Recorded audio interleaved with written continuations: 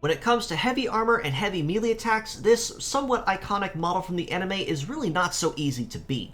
It is GBK00 Gobenkei, with a kit of Destroy, Sword, Hammer, Biped legs, and the leg ability of Heavy Arms, which buffs all leg stats minus armor and heavy limit for every heavy part equipped across the board, and that maximum bonus is about 10%.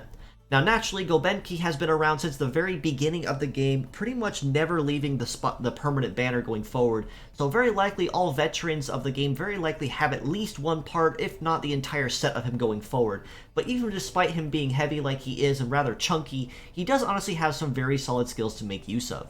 Destroy, of course, is a gambling skill, but also very well known as for it being a shield buster in some cases. As simply put, if it's able to correctly target the part that the opponent is going to use, has used, or is intercepted by a shield, the part in question is instantly destroyed. No ifs, ands, or buts about it. Right Arm of Sword is a very conventional melee skill across the board. There really is no detriment to using for simple and basic melee damage. Hammer is another conventional melee skill, which is a full AoE, meaning it will damage all active parts equally and spread load the damage across all of them. So this can make it somewhat inconsistent for a total damage deal out, but he is honestly well-rounded enough that this can kind of be overlooked, especially given that all three of his parts are heavy. Even though this does also come as somewhat of a major risk to Gobenkei as a whole, heavy parts usually also denote that they do also have slightly higher stats than the standard non-heavy variant of the same kind of skill. So that does also work to Gobenkei's favor in the sense that even though he is rather chunky, he is going to use that weight to his advantage to really make every hit count.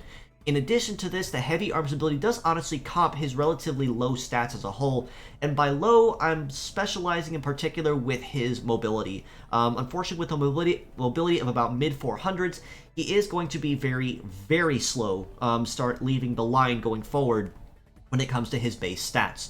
However, if you also tie in the fact that all three of his parts are heavy, as mentioned, this does honestly comp all of them back very, very easily to a point where he can at least hold his own moderately well, even with the heavy armor taking a little bit of a toll to some points.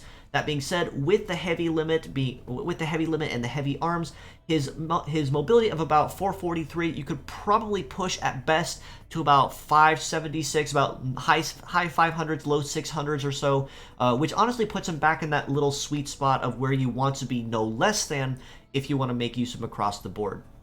That being said, despite all of his weaknesses, I do honestly have to give him a very solid pure set score of about a 7 out of 10. One of his biggest weaknesses, of course, being triple heavy, is that he is also very susceptible to heavy punish, which includes any kind of gravity attack. But even despite that, he honestly can take a hit pretty well and keep on kicking as long as his legs are not broken, of which then he honestly does slow down to a crawl until they are repaired or brought back, say, by a healer on the team. As mixed parts, on the other hand, I do have to rate him a very equally at a 7 out of 10 too. For what he covers, he does very well when it comes to conventional melee, and honestly, in very early game, his Head of Destroy, even if it is a heavy part, is invaluable for any team that is in need of a shield buster skill or any team that needs a destroy skill for that gambling ability and the way to break a shield that does get in your way. In an early competitive meta where shields were absolutely the go-to, he was truly invaluable for this very reason alone.